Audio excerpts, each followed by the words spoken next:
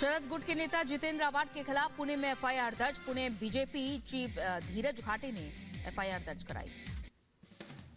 जितेंद्र आवाड के खिलाफ एक और एफआईआर दर्ज। महाराष्ट्र के मुंबई में धारा 295 के तहत केस दर्ज कराया गया। महाराष्ट्र के डिप्टी सीएम देवेंद्र फडणवीस का जितेंद्र आवाड पर पलटवार। कहा, आवाड का बयान मूर्खतापूर्ण, सस्ती लोकप्रियता के लिए दे रहे हैं ऐसे बयान। हिंदू आस्था को लेकर बीजेपी पर एनसीपी अध्यक्ष शरद पवार का बयान। कहा, गाय और गोमूत्र पर विश्वास करती है बीजेपी। हिंदुत्व के आधार पर देश में फांसीवाद फैलाना चाहती है बीजेपी। शरद पवार के बयान पर बीजेपी नेता राम कदम ने किया पलटवार। कहा, पहले उनके नेता जितेंद्र आवाड ने शर्मनाक बयान दिया और अब शरद पवार हिंदू आस्था को ठेस पहुंचा रहे हैं।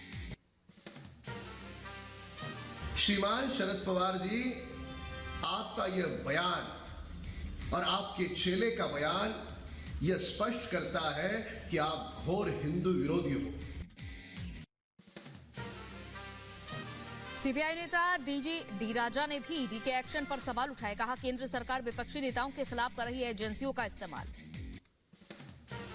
पुलिस के डीजीआईजी सम्मेलन में शामिल होंगे पीएम मोदी। गृह मंत्री अमित शाह और अजीत डोभाल भी मौजूद रहेंगे। राजस्थान दौरे पर प्रधानमंत्री नरेंद्र मोदी।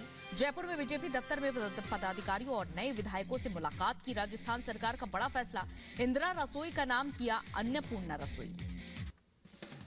2024 लोकसभा चुनाव से पहले एक्शन में बीजेपी सभी मोर्चों के अध्यक्षों के साथ बैठक करेंगे जेपी नड्डा।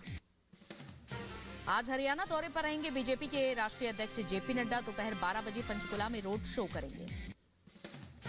लखनऊ में नो यो आर्मी महोत्सव का आयोजन, सीएम योगी ने कार्यक्रम का उद्घाटन किया।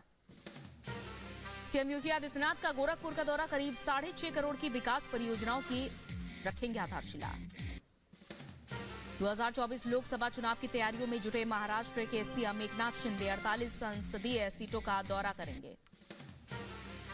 उपराष्ट्रपति जगदीप धनखड़ का हिमाचल का दौरा। आज एनआईटी हमीरपुर में छात्रों को संबोधित करेंगे। जयपुर में विकसित भारत संकल्प यात्रा में शामिल हुए मंत्री राज्यवर्धन राठौर। लोगों को दी गई केंद्र और राज्य की योजनाओं की जानकारी। सीएम मोहन यादव का रीवा का दौरा। विकास परियोजनाओं का शिलान्यास और लोकार्पण किया। गुजरात के गांधीनगर में स्वास्थ्य सम्मेलन का आयोजन। सीएम भूपेंद्र पटेल ने कार्यक्रम में शिरकत की। गोवा के सीएम प्रमोद सावंत ने अधिकारियों के साथ बैठक की। ऊर्जा विभाग से जुड़े अधिकारी भी शामिल रहे। गोवा के मुख्यमंत्री प्रमोद सावंत ने प्रसन्ना मंदिर में पूजा अर्चना की। ध्यान पर लिया आशीर्वाद। गुजरात से अयोध्या के लिए रथ रवाना। सीएम भूपेंद्र पटेल ने हरी झंडी दिखाई। विपक्षी गठबंधन में सीट शेयरिंग को लेकर बड़ी हलचल। कांग्रेस नेता भूपेश बघेल को पार्टी आलाकमान ने जिम्मा सौंपा। सीट शेयरिंग को लेकर विपक्षी गठबंधन में जारी बैठकों का दौर। जल्द सीट शेयरिंग पर चर्चा करना चाहते हैं नीतीश। बीजेपी नेता मनजिंदर सिंह सिरसा पर केजरीवाल पर बड़ा हमला। कहा, आए थे राजनीति बदलने, बदलते बदलते भ्रष्टाचार में ही लिप्त हो गए। राहुल गांधी की यात्रा पर जेपी नड्डा का हमला। बोले, पहले भारत को तोड़ने की बात, अब भारत जोड़ने की यात्रा। झूठ बोलकर लोगों को धोखे से रखने से नहीं चलती राजनीति। कहते हैं जो कहा था वो नहीं किया है, और जो नहीं किया था तो उसका तो सवाल ही नहीं उठता।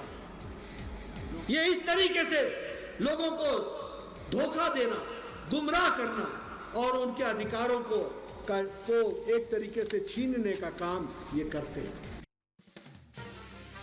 राजस्थान कैबिनेट के मंत्रियों के बीच बड़े विभाग। सीएम भजनलाल शर्मा के पास गृह विभाग, डिप्टी सीएम दिया कुमार को वित्त और पीडब्ल्यूडी विभाग, जबकि ग्रामीण विकास और पंचायती राज मंत्री बनाए गए किरोड़ी लाल मीणा। यूपी के लखनऊ में सीएम योगी ने आरटीआई मोबाइल ऐप और पोर्टल का लॉन्च किया। अब घर बैठे सूचना आयोग से जुड़ी समस्याओं का समाधान मिलेगा। किसी भी शख्स को दफ्तर से चक्कर नहीं लगाने पड़ेंगे। पश्चिम बंगाल में हमले को लेकर एफआईआर दर्ज कराएगी ईडी। सूत्रों के हवाले से खबर, कोलकाता में केस दर्ज कराएगी ईडी। सीआरपीएफ के जवान भी पुलिस के सामने दर्ज कराएंगे बयान।